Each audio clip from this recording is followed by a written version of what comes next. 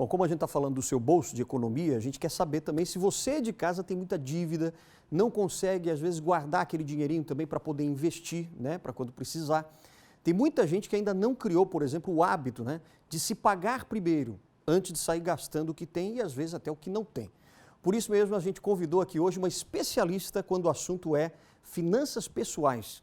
É a Francine Mendes, do canal Mary Poupe, que já está aqui com a gente. Tudo bem? Tudo bem. Como é que você está, Francine? Obrigado Tudo pela tua jóia. participação aqui no nosso Jornal do Continente, né? Imagina, uma boa noite a você, boa noite a todos que estão nos vendo Maravilha, agora. boa noite também. Aliás, você, na verdade, é a Mary Poppins, né? O canal da economia. Mary Poupe deu, aliás, o filme Mary Poppins deu origem ao canal Mary Poupe, justamente pela questão da Mary Poppins ser cuidadora, com Exato. firmeza, enfim, colocar em ordem a casa lá da família Banks. O intuito do Mary Poupe é colocar em ordem as finanças, principalmente das mulheres brasileiras. Ele tem um intuito mais de gênero mesmo, por conta das estatísticas das mulheres. Nós vivemos em média 7 mais do que os homens, ganhamos menos, fazemos mais pausas nas nossas carreiras, pagamos mais impostos. Então tem uma muito série... mais afazeres também, né? Por causa de casa, filhos e tudo mais, né? Rotina tripla, exatamente. Então, por isso o canal é destinado e as mulheres não se preparam. De cada, mais ou menos, a gente tem as estatísticas de cada 4 mulheres, 3 serão pobres na velhice. Puxa E vida. 74% das mulheres vão morrer sozinhas e endividadas. Caramba, mas dá para reverter isso? Você acha que é possível mudar, por exemplo, essa mentalidade? Absolutamente possível.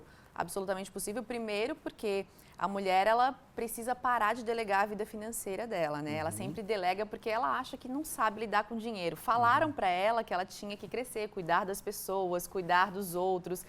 Nunca foi estimulada a mulher a ganhar seu próprio dinheiro, nem ter a sua própria carreira. Normalmente, agora as coisas estão mudando, mas num casal, sempre a carreira mais capenga fica com a mulher e o homem é que vai, quando a mulher engravida e tal, é que vai para trabalhar, enfim, e a mulher fica sempre cuidando da casa e isso impacta diretamente na realidade depois, após 65 anos da mulher, que ela normalmente fica mais pobre, com situação financeira bem comprometida e nessa situação que a gente está acostumado a ver. Né? Agora, por exemplo, eu estava falando agora no início, né, que muitas vezes as pessoas também, as mulheres também, não têm o hábito, né, a grande maioria talvez, de economizar. Mas tem aquela coisa, mas eu tenho muita dívida. Será que é possível pagar dívidas, ter dívidas e investir ao mesmo tempo? É possível fazer isso?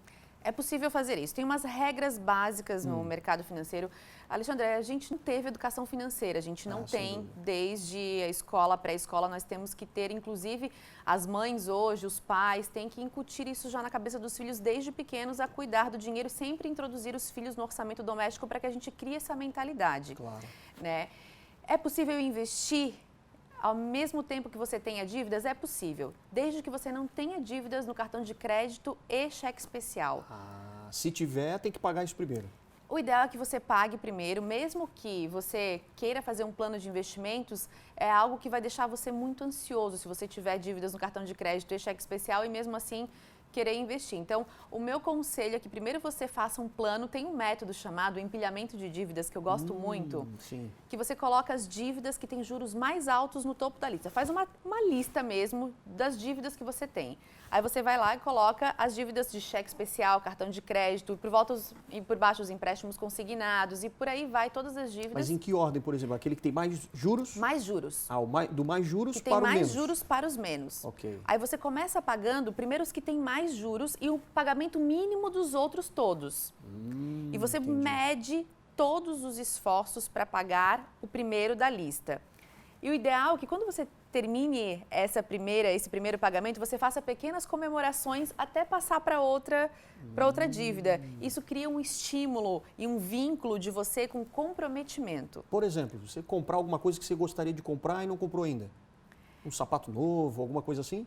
Se der algum mimo. Eu gosto mais de comemoração com experiências, né? Certo. Com experiências, porque vai estimular. Porque se você estimular mais o consumo, sendo que você já está pagando aquelas dívidas por um excesso de consumo, consumo por coisas, eu sou especialista em psicanálise de consumo.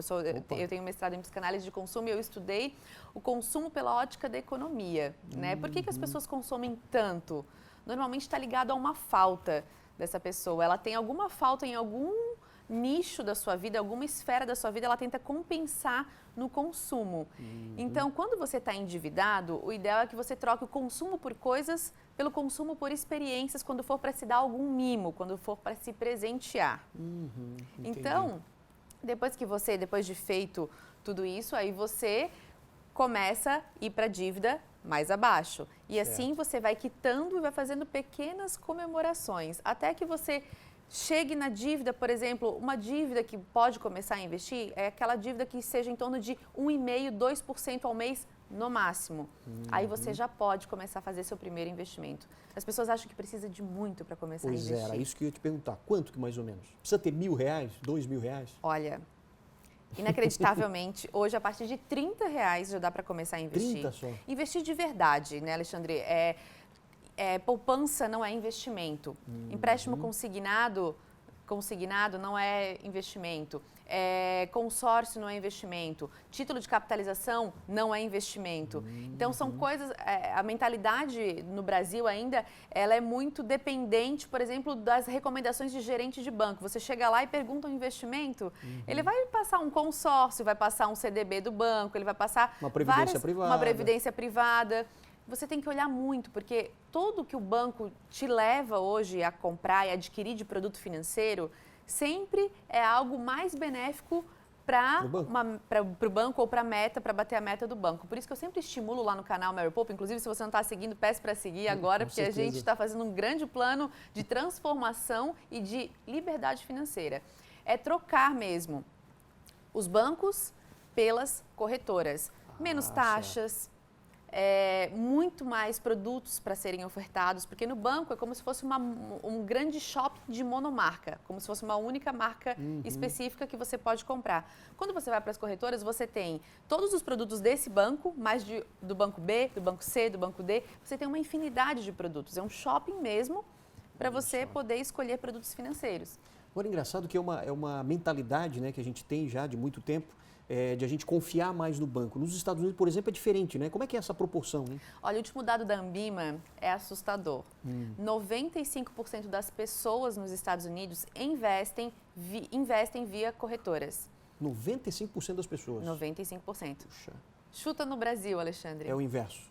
É o inverso. 5%? 95% das pessoas investem em bancos e 5% investem em corretoras. Por quê? Puxa. Medo. Medo de perder. Acham inseguro. Mas o que as pessoas estão aprendendo agora, aos poucos, e a gente tem um longo caminho a percorrer, é que investir é seguro pelas corretoras tanto quanto pelos bancos. Por quê? São regulados pela mesma mãe, que é o Conselho Monetário Nacional. Logo abaixo do Conselho Monetário Nacional, você tem o Banco Central, que regula os bancos. Esses bancos todos grandes que a gente conhece. E logo abaixo da CVM, que é a Comissão de Valores Mobiliários, você tem todas as corretoras que você conhece. Então, quer dizer, não dá para ter medo de investir em corretoras. As mesmas garantias que você tem num banco, você tem numa corretora. Se você vai comprar um CDB que tem garantia pelo Fundo Garantidor de Crédito do Bancão A, e se você for comprar do banco do Zezinho, por exemplo, você tem 250 mil de garantia, tanto para um quanto para outro, por pessoa e por CPF. Então, as mesmas garantias o nosso sistema financeiro, ele é muito bem regulamentado. O Conselho Monetário Nacional, ele regulamenta muito bem tanto o Banco Central como a Comissão de Valores Mobiliários, que também regulamentam suas corretoras e seus bancos. Que coisa. Então, era um conhecimento até que muita gente não tem, né? Dessa questão da confiança, né? Da confiabilidade. Por isso que até as pessoas procuram mais os bancos e deixam de lado as corretoras. É que por muitos anos nós fomos engessados no sistema financeiro. Sim, pela falta de educação também, né? E por não existir mesmo plataformas corretoras de investimentos, por existirem poucas. Então, agora que estão surgindo várias corretoras de investimentos todo o tempo, e vai da pessoa procurar que tenha o melhor custo-benefício. Então, se você está começando a investir, está endividado, você precisa procurar uma corretora que tenha um baixo custo.